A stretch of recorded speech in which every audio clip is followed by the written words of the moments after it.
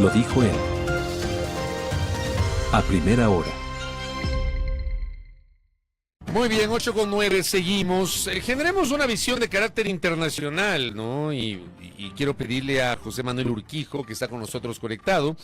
Él es analista político mexicano, que conoce obviamente el comportamiento electoral, el comportamiento político de la región.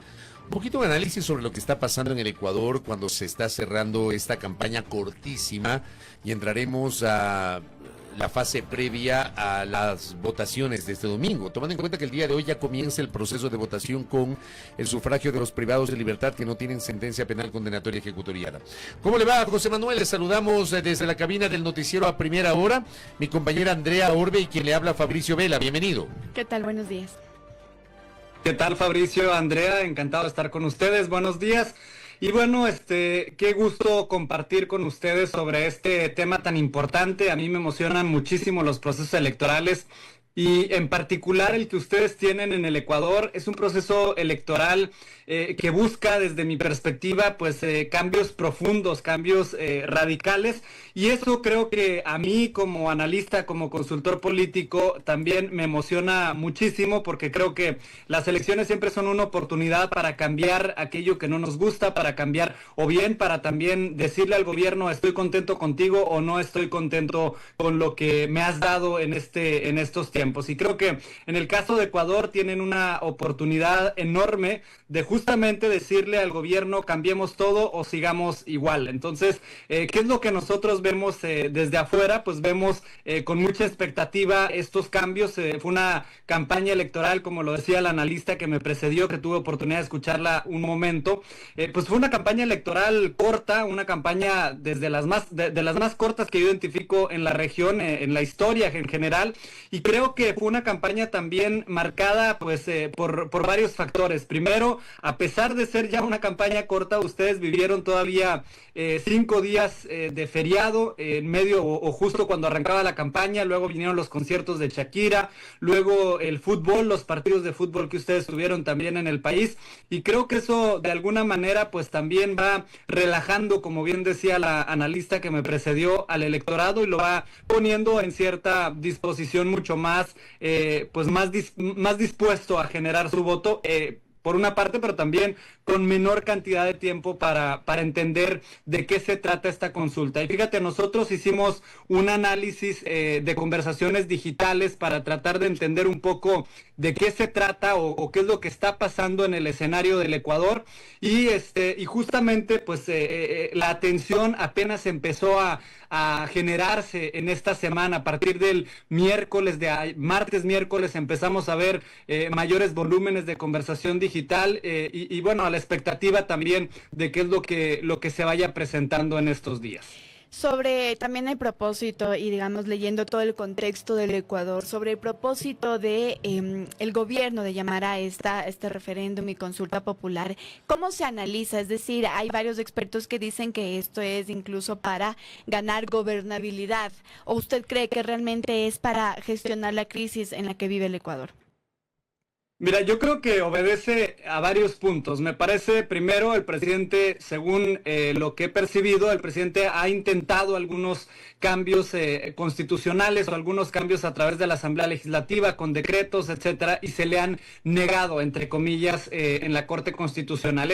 Ha sido un problema que ha sido constante en los últimos meses del presidente Noboa, pero yo me iría un poco con el análisis un poco más profundo, y creo que habría que analizarlo desde una perspectiva, por ejemplo, desde el voto radical o el voto por el cambio, ¿no? Dentro de la sociología política, por ejemplo, se indica que los electorados en crisis optan por más fórmulas de disrupción, cuando la vieja política, llamado de la política que ya ha estado en el poder, que ya ha ejercido el poder, pierde credibilidad.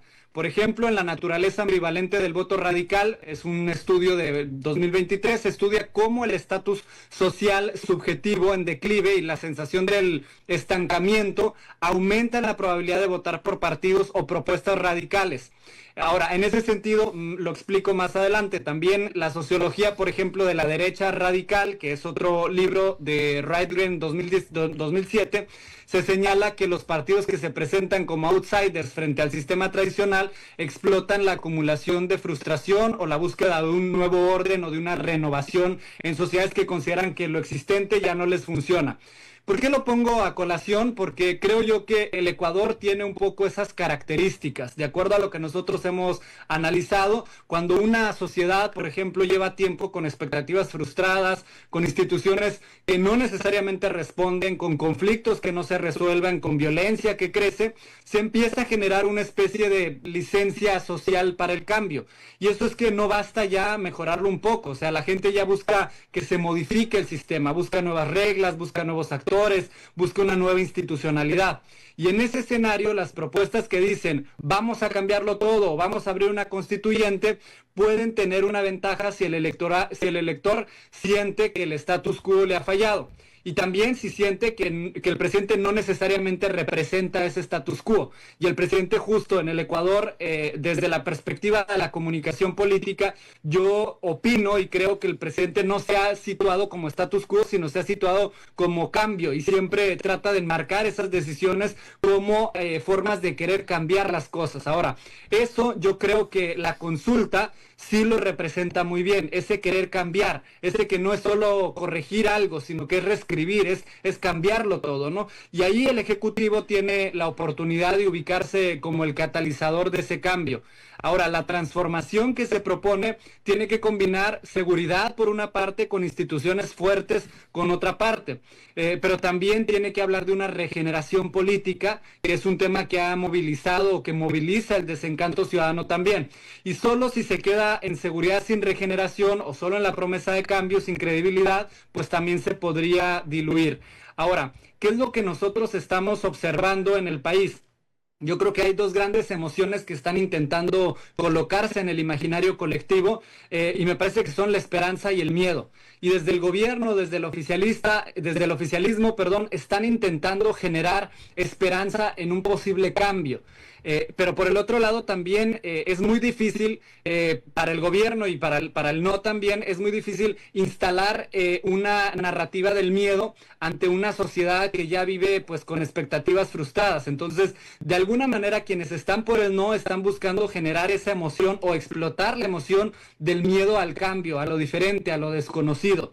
Y quienes están por el sí tratan de hacerlo a través de una narrativa de invitar a la gente a soñar con algo distinto, a cambiar las cosas que hoy se tienen y que no le gustan a la población. Incluso ese sueño que usted señala, a partir de quienes promueven el sí, le pregunto, ¿se le puede hacer cuando no hay claridad sobre lo que se viene? Porque claro, al presidente le han preguntado cuál es el plan en el evento de una eventual constituyente, de una posible constituyente, en el evento de una posible constituyente, el presidente ha dicho, esperemos al 16, al día siguiente el país va a conocer nuestro plan, o sea, y desde el otro lado, desde el lado de la oposición, dicen, no podemos entregarle al presidente un cheque en blanco. Entonces, si hablamos de que no hay claridad, ¿cómo se puede generar ese sentimiento de esperanza en la población, en el elector? Yo creo que es a través del contraste, y a través del contraste en cuanto a que no necesariamente... Bueno, vamos, me voy un paso atrás. Tenemos apenas 3 semanas de campaña para explicar 4 preguntas importantísimas al país, y de estas 3 semanas tuvimos 4 días con Shakira, tuvimos 2, 3 días, 5 días de feriado y bueno, ya se nos fue la mitad de la campaña. Entonces, a la hora de comunicar temas tan complejos como los que tenemos ya, las 4 preguntas en la boleta electoral, si a eso le agregamos además el contenido de toda una posible nueva constitución o de todo lo que representaría una asamblea constituyente, pues creo que hay que elegir muy bien qué es lo que queremos comunicar, porque si comunicamos más de 3 cosas, el electorado se va a perder. Ya de por sí tenemos 4 preguntas y yo estoy acá en el Ecuador, he viajado en algunas provincias y lo pregunto, lo platico con la gente, y además de los estudios que nosotros hacemos de manera en la escucha social digital, la gente ni siquiera entiende cuáles son esas 4 preguntas. Entonces, me parece que además agregarle todavía un componente de explicar qué es lo que va a venir en la nueva propuesta de constitución y cómo va a ser el proceso para llamar a una asamblea constituyente, pues estaríamos terminando de dilapidar el mensaje. Entonces no estaríamos comunicando ni las 4 preguntas, ni estarías comunicando el proceso de constituyente, ni estarías comunicando tampoco la propuesta de lo que vas a cambiar en una posible constitución. Y yo creo que de manera estratégica también el presidente ha dado ciertas luces de hacia dónde va a ir esa nueva constituyente, y me refiero específicamente a las decisiones que ha tomado de dar ciertos nombres. Creo que eso de alguna manera, si bien no pone de relieve los temas que se van a cambiar, sí pone de relieve las prioridades que va a tener el proceso de una nueva constituyente a través de los perfiles que ha anunciado el presidente. Perdón que le interrumpa. Esto que está diciendo me parece fundamental porque incluso va de la mano con algo que yo comenté a inicios de semana en este espacio. O sea, el haber presentado, fundamentalmente, de los perfiles que ha mencionado, el haber mencionado un personaje como el ex fiscal Diana Salazar, que es un personaje que tiene, obviamente, apoyos, pero también detractores. Es un personaje controversial en uno y en otro sentido, pero su figura, me parece a mí, apunta a consolidar el voto de una parte del electorado tal vez más anticorreísta, en donde probablemente no hay tanto apoyo al presidente sobre su línea política o de gobierno, pero de modo alguno se van a oponer al presidente y van a apoyar al correísmo. O sea, ¿usted cree que esa jugada de Diana Salazar puede ir en ese sentido? Mira, justo nosotros, qué bueno que preguntas, Fabricio, estoy buscando, nosotros hicimos un estudio de conversaciones digitales, que es lo que también medimos de alguna manera. Estoy buscando nada más esta parte específica donde justamente medimos la irrupción en el escenario de esta posible candidatura de Diana Salazar. Bueno, igual y si lo encuentro lo menciono ya con todos los datos que traemos. Pero sí, nosotros sí observamos que a la hora de anunciar, primero salió Diana Salazar, que decía que era posible o era viable una nueva constituyente, de alguna manera dando una posición respecto a esta propuesta. Y luego ya sale ella como pues encabezando prácticamente una propuesta como una posible candidata. Ella representa en el país, tanto para el anticorreísmo como para quienes no son necesariamente anticorreístas, tiene ciertos valores y representa ciertos atributos, tiene credibilidad, confiabilidad, pero por el otro lado también representa a lo mejor persecución, no sé, distintas formas de ver este personaje. Y como bien mencionas, yo creo que sí, de alguna manera el perfil de Diana Salazar, de la exfiscal, le suma a esta narrativa de cambio, a esta narrativa de lucha anticorrupción, de lucha contra el narcotráfico, y creo que si bien no se menciona explícitamente qué es lo que va a contener esta nueva constitución o este proceso constituyente, su perfil sí nos da elementos de hacia dónde podría ir este nuevo proceso. Creo que estratégicamente se planteó de esa manera su irrupción en el escenario o su encabezamiento de una candidatura, justamente para generar esa confianza en el electorado de que lo que venga puede ser bueno.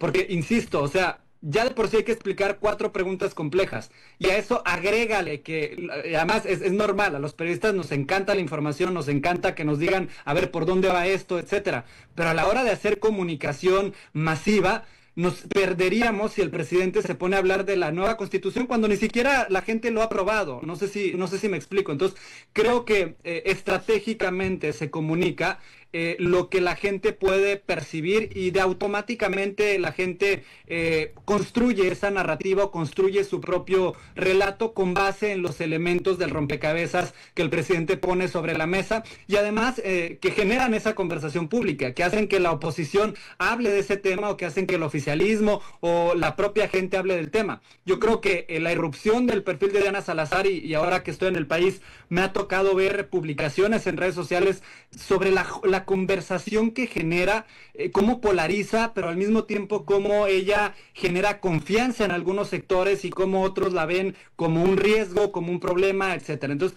me parece una jugada interesante por parte del oficialismo. Entiendo que, digamos, de esta posición de la estrategia comunicacional, lo entiendo, pero la pregunta también ¿es responsable que no se hable, digamos, de lo que va a ocurrir luego? Es decir, que solo se esté pensando en esta estrategia política, cómo llego, cómo hago que voten sí, sin siquiera decir o tener ese respaldo de qué es lo que va a pasar. ¿No es dejar también en incertidumbre a la ciudadanía? ¿Es responsable más allá de estrategia política?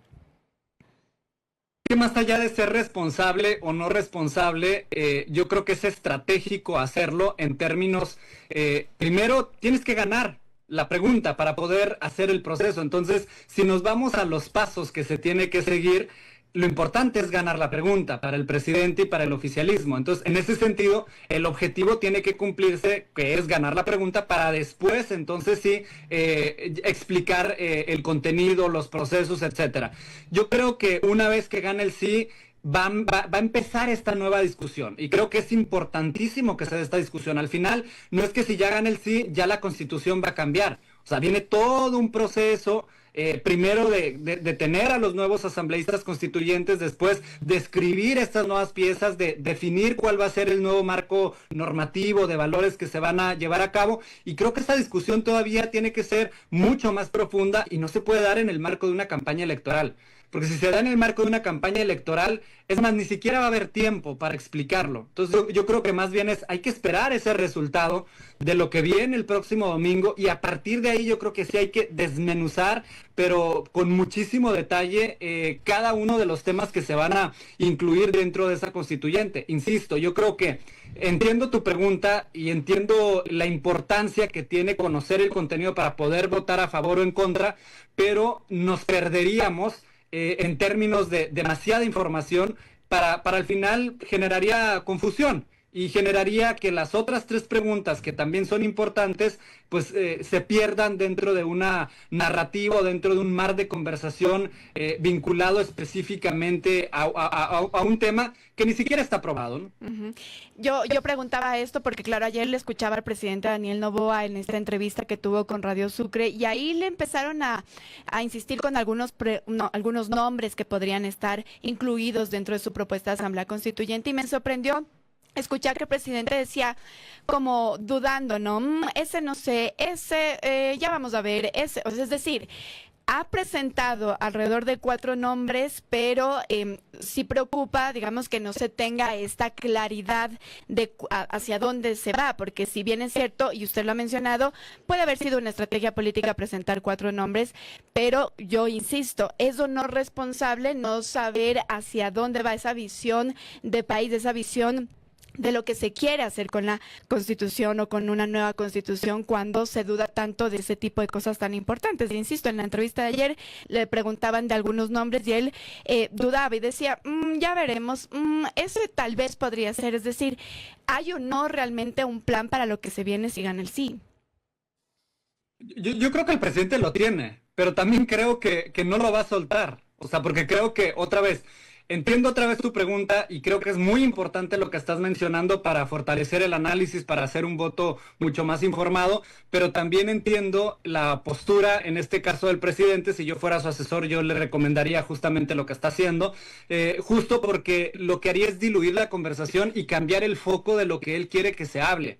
Me parece también que a la hora de lanzar estos nombres, él mismo da pie a que las personas y los periodistas y los analistas y la gente que nos gusta saber qué es lo que vamos a votar, pues busquemos este tipo de información y busquemos más respuestas, porque lo que genera puede ser a lo mejor un poco más de dudas, pero en términos de una campaña electoral tenemos que simplificar el mensaje. Tenemos muy poquito tiempo para decirle a la gente por qué es lo que hay que votar, y creo que si además se diluye ese poquito tiempo que tenemos, o cambiamos el foco de la conversación de lo importante que es salir a votar el sí o el no en el caso de los opositores, pues lo que generaría justamente es más confusión y menos información en términos ya para ir a votar rápidamente por 4 preguntas. ¿No Entonces, es subestimar tal vez ahí a la ciudadanía?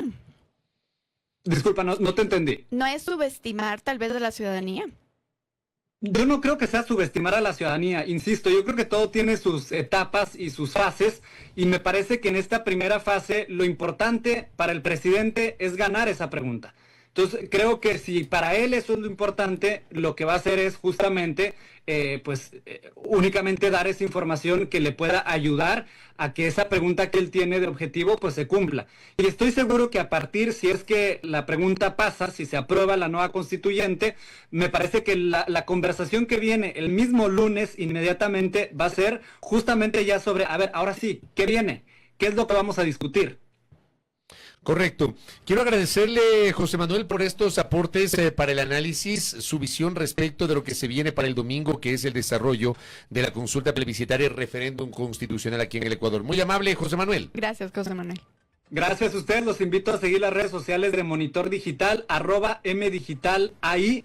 Ahí vamos a subir un informe que estamos promocionando, que estamos compartiendo ahora sobre las conversaciones digitales y cómo se ha dado esa discusión de cada una de las 4 preguntas, si el sí o el no ha tenido mayor impacto dentro de la conversación digital. Muchísimas gracias. Gracias a usted, será un insumo muy valioso para el análisis del comportamiento digital. Gracias a José Manuel Urquijo, aquí en A Primera Hora. Primera plana. Todas las noticias, todas las voces.